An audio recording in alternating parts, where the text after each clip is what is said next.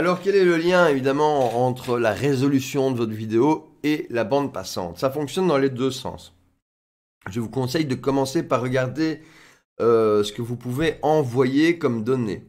Sur base de ce que vous pouvez envoyer comme données, donc imaginons que moi j'ai du 3 mégas, je peux facilement envoyer du HD, du 720 à 30 images par seconde. C'est vraiment pas un problème. Donc je peux faire du YouTube, du Facebook, pas de souci.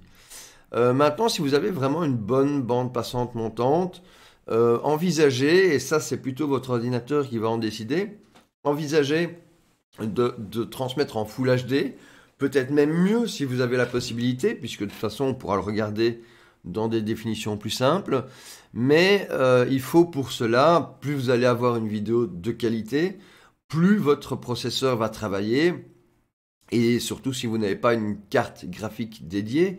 Mais si vous avez une carte graphique dédiée, celle-ci va prendre en charge le processus de traitement de la vidéo et va laisser votre processeur en paix.